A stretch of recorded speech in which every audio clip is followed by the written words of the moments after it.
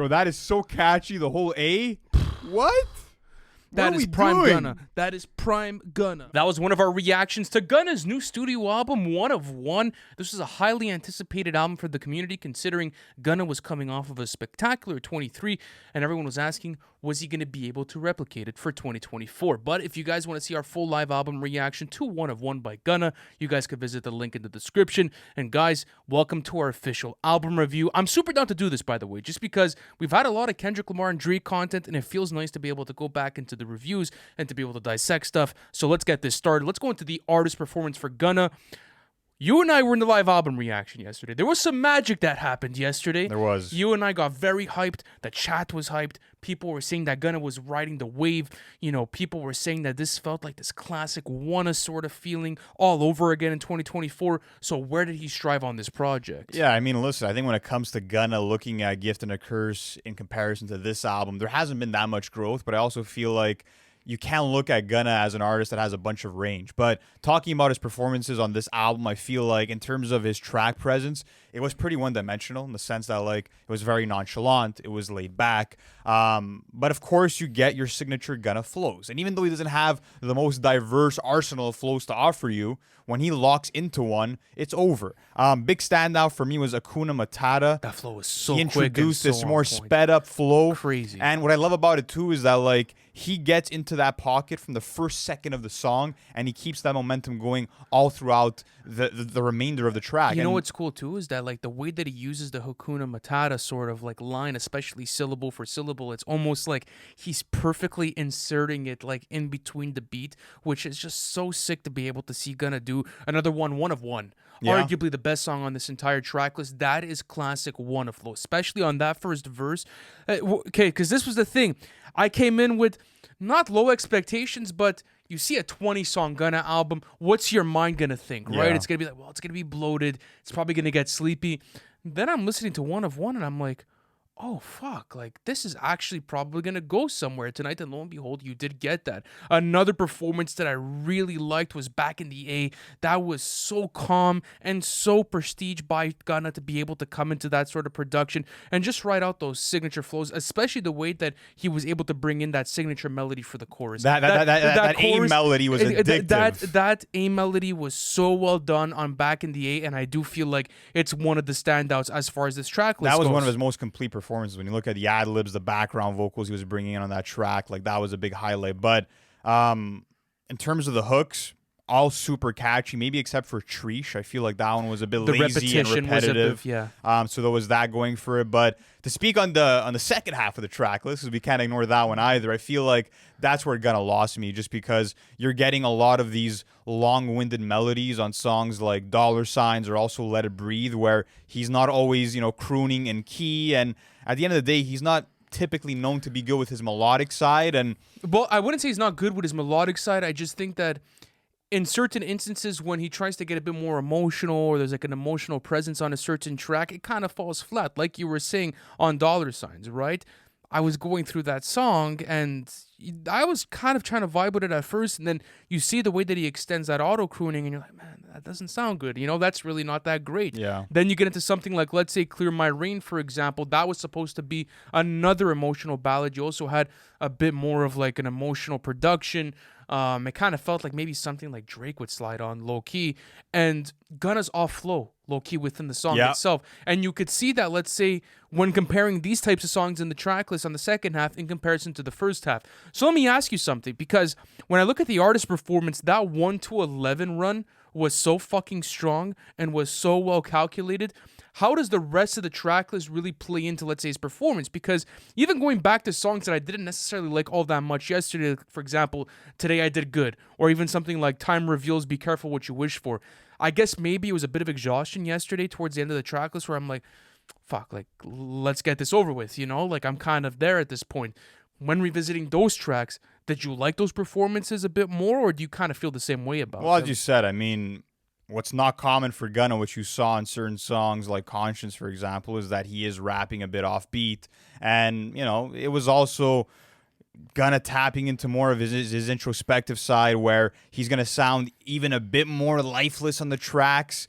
So that definitely wasn't great for me. But ultimately, I feel like Gunna is coasting for the most part, performance-wise, on this album. What I do like and what I think he did do that was new from the past was that he brought on more like background harmonies on a song, for example, like On One Tonight. Like it was cool to see him execute that really well. And I have to salute him for getting in and out of these tracks in the sense of a lot of these bangers are like only 2 minutes long. They give you a couple of hooks, maybe 2 verses that are nice, short and sweet, and it gets the job done. Doesn't overdo his stay, because I feel like that could have been a big detriment to this track list if he would have overdone his stay on a lot of these tracks and you would have found them around like 4 or 5 minutes. You know, it's like you said, gonna get in, get out, provide the banger, do what you got to do, and then maybe if you want to have those lengthier tracks, save them for ones that maybe you want to get a bit more introspective on, which we're going to get to in the content matter. But overall, ultimately, good performance from Gunna.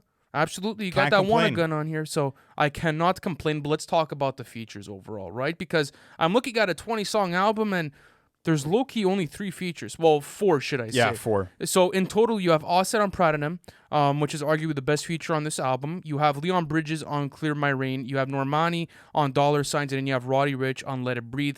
Let's start off with Offset, right? So Prada was one of the biggest singles from this entire rollout. It was very successful for Gunna, and just getting that classic Offset. Of course, he's going to be the one that closes off the final verse for the song, and it's cool. I think it's a cool standard verse, and I like the way that he sounded on it. Yeah, I thought it was very charismatic. I like the flow switch in the second half of the verse.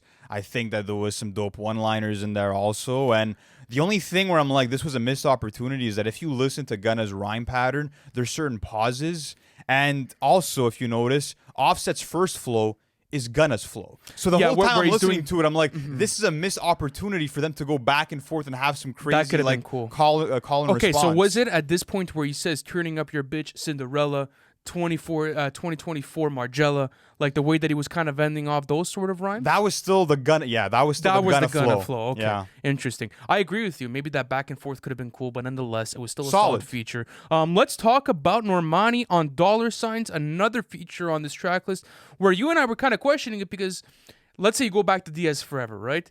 The second half of that track list had certain love ballads and had certain emotional performances where you and I were like, I don't need this. I personally don't fuck with this. Maybe it's for another target audience, but for Lou and I's rotation, it's not executed. But I will say well. this: he does have songs like "Banking on Me," for example, that shows he could make a good melodic cut when he wants. But I just don't believe this was one. Yeah, no, it's not one of them. But let's talk about Normani though, because she had great backing vocals throughout the track, and it's honestly a shame that she only had an extended part towards the end of the track. To be honest with you, it felt so unnecessary though. Absolutely. Like the lyrics were pretty empty, and what I did enjoy, like you were saying, was the soothing background vocal she was providing.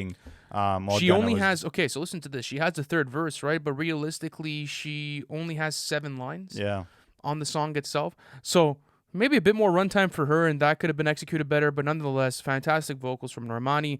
You want to go into Roddy Ricch now? Let's talk about Roddy Ricch, and I feel like he really carried that song, bro. He put his heart and soul into it, giving you a lot of emotion about being heartbroken, and it definitely sounded like that young Roddy Ricch, that gospel-inspired Roddy Ricch that I became a fan of when he was first hopping into the scene. So like that Feed the Streets sort of Roddy Ricch, and I really enjoyed it because he did steal the show on this.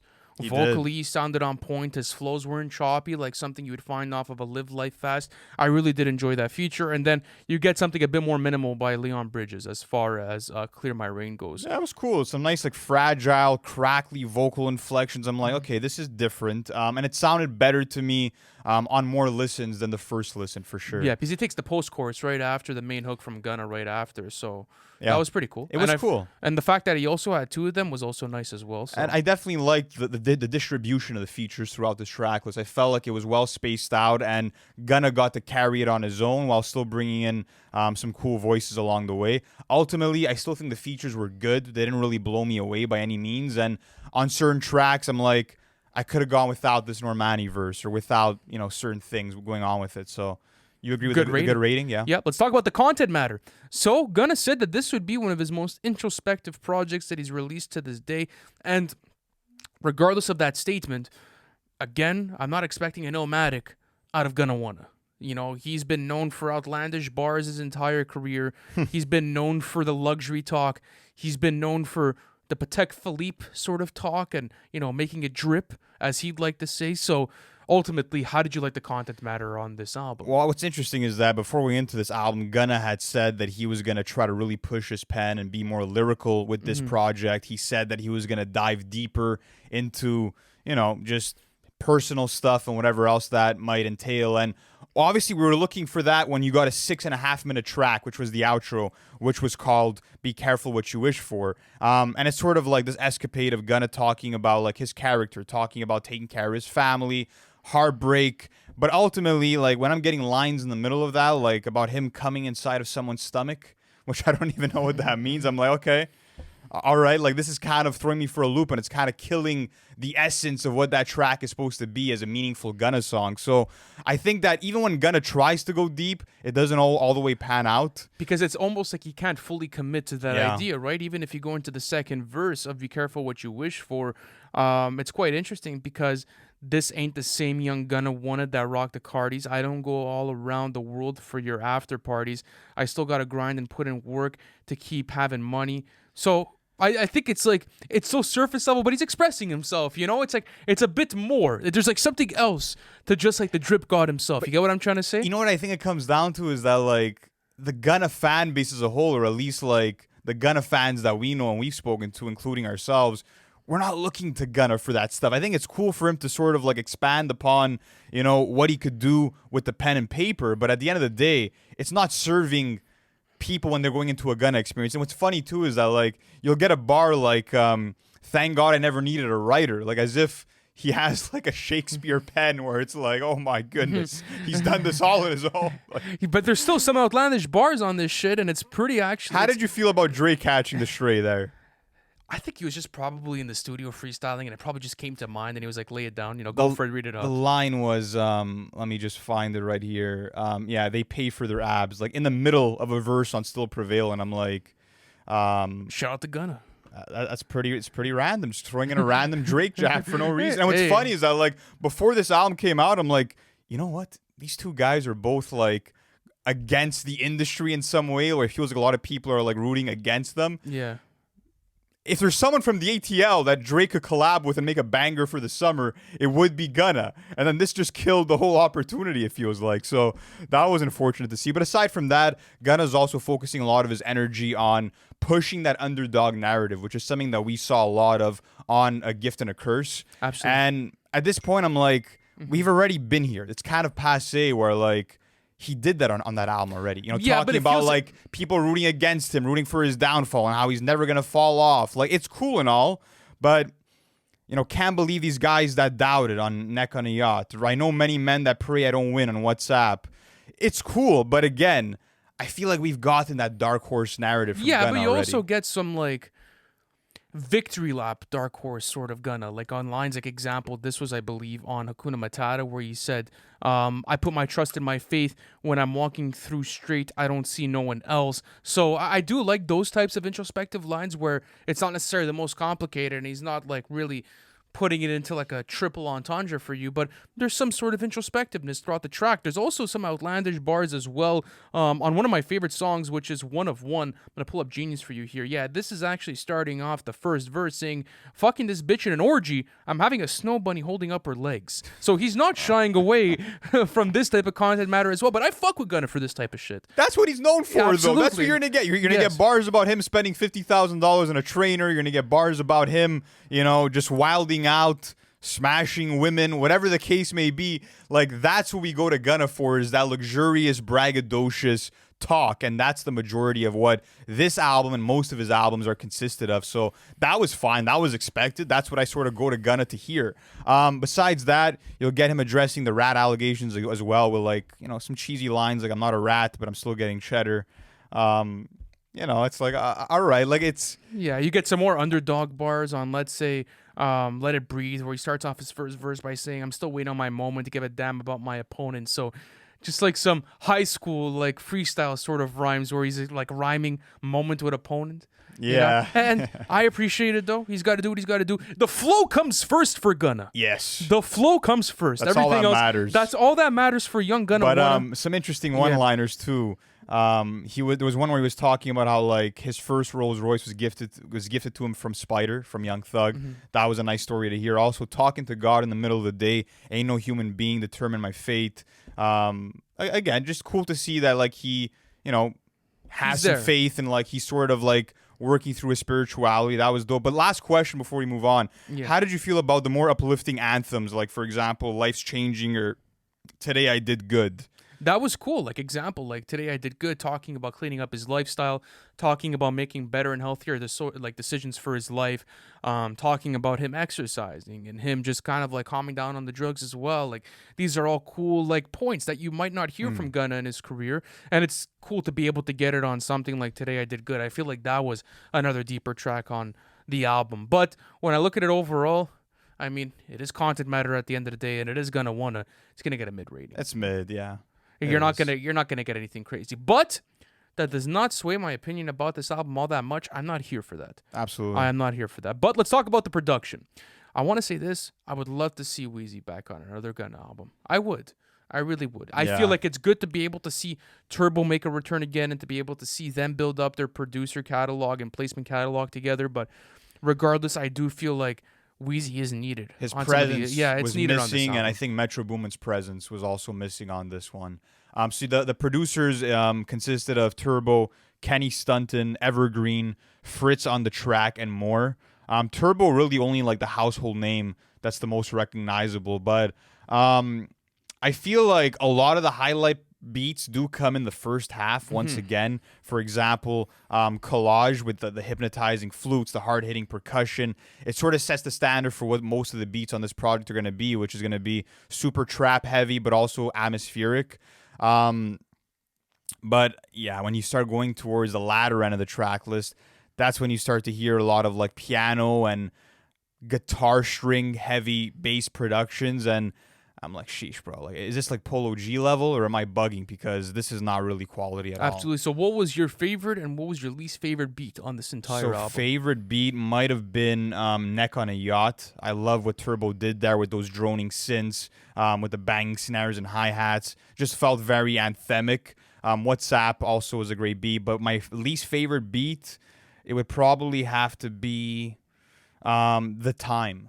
Yes. The Time is probably the worst beat on the album. What about you? As far as my favorite goes, maybe Back in the A. I love the atmospheric production by Evergreen, Lord Capo. I want to give everyone credit on this. Lucas Padullo, Kachia, Aaron Bao, and Teddy Walton. I feel like the production on there was some of the most atmospheric and like Gunna-esque, Wanna-esque like off of the project, so I really enjoyed that. As far as my least favorite goes, maybe Blackjack. You know, I feel like once I'd gotten to Blackjack low-key, there was sort of like a tempo like shift in the album, and it kind of took everything down. So it's maybe just some like PTSD from yesterday, because you and I were in that live album reaction and we were going back and forth and we were asking ourselves, when is he gonna miss? And then finding out Blackjack, we were like, okay. But I also like what they did with Normani's vocals on Dollar Sign. Shout out to Kenny Stunnan, Jacob Zen, and then Dunk Rock. I loved how they used their vocals to be able to almost use it as background vocals for the entire track.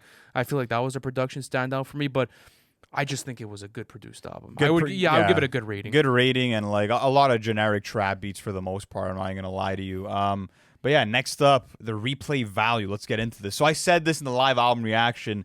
When I'm going into a Gunna album, it feels like I'm going fucking apple picking, right? You're gonna get some rotten apples, you're gonna get some good apples, and that's what this ended up being. But ultimately, in 2024, if I can walk away with like 10 bangers off of a Gunna album, I'm more than happy. Absolutely. So I was super thrilled to get such a strong first half, and ultimately my ratio here is 11-9 for hits to misses. So 11 songs that I found were pretty solid, good. And 9 that were misses. So I can't complain. A bit over mediocre, right? Yeah. A bit over the mid rating. So that would be a good rating. What would you say? And so same thing for me. I feel like obviously the 1 to 11 all the way up to Still Prevail is the stronger side of the project. I feel like I'm going to have songs like Back in the A, songs like Hakuna Matata, songs like Neck on a Yacht, One of Wun. These are going to be mainstays within my rotation, and I'm going to find myself going back to Collage as well. Like that 1 to 11 is where my ear is at. But I want to be honest with you, I've been going back to songs like Today I Did Good and Time Reveals, Be Careful What You Wish For.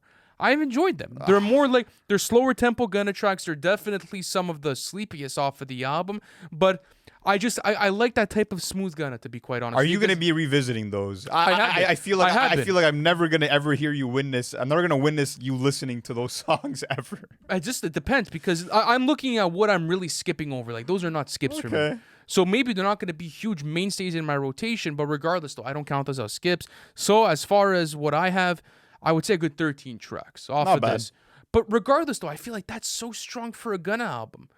That is strong for a Gunna I mean, album. yeah, it is strong for a Gunna album just because the expectations aren't for Gunna to make a skipless album, but I don't want to move the goalpost either and say that like it's an incredible trap album because you're getting only 13 out of your 20 that but are. it was getting scary yesterday. It was Like you and I were having conversations, and we were like, "Hey, listen, if this is a 20-song skipless Gunna album, we're gonna have to have some serious conversations about the track list." But then God humbled us, and we were like, "Oh, cool. You know, I got like a good 11 songs out of this." So realistically, I think the replay value is good on this. I feel like I'm gonna be bumping a lot of these songs in the car. It's gonna be fun for the house parties in the summer. It's gonna be fun to be able to have this in rotation. Absolutely. But let's talk about our overall thoughts. Gunna Wunna. What else can I say? You know, like what do you expect? You know, there's obviously not going to be a crazy shift in his artistry, and he's not going to be hitting these crazy falsettos. But I don't want to go to Gunna for that. And even on the writing side, like I understand that this underdog story, and you know him with his outlandish bars, whatever the case may be. But again, I'm not going to him for that. At the end of the day, I got a 20-song Gunna album that had a good ratio of songs that I'm keeping in my rotation. Gunna slid for like a good 60% of this album. I'm happy. I want to go with a good overall rating with this. Yeah, I'm on the same page, bro. I think that Gunna was floating on a lot of the tracks in the first half, and I feel like that's ultimately my main criticism is that he had to trim the track list down. I feel like if he would have just put out the first 11 songs on the album and didn't fumble halfway through, it might have been like a top 2 Gunna album for me. I really would have valued it that much. So yeah, where do you put it? Where do you put it? Let's say in the rankings. I would have put it if it was just the first 11, maybe over Wunna. That's kind of where I'm at. Say that one is definitely. I think I might have. One is the one. But again, if it was just those first 11 that were all fucking slapping, I maybe would have said that. But ultimately, like you said, Gunna doesn't really show much evolution in his sound. Doesn't really push himself too much on this project. I think that there's a lot of trap tropes that he falls into throughout this track list. But for what it is, I enjoyed it, and it was better than I thought it would be. I have to give it a good rating. Yeah, but it's a good last rating. question, favorite song? What do you got? Just one song. One song? Your favorite song on the album? Back in the A. Back in the A, nice. Back in the A. I'll go Hakuna Matata. Yeah, those are probably the best two off of the that and like One of Wun. I think those are probably the best tracks. But guys, let us know in the comment section, where did we get it right? Where did we get it wrong? Let me repeat that. Where did we get it right? Where did we get it wrong? And which album do you guys want to see us review next? And how do you guys like One of Wun? Thank you so much for watching this review, and we'll catch you in the next one. Peace.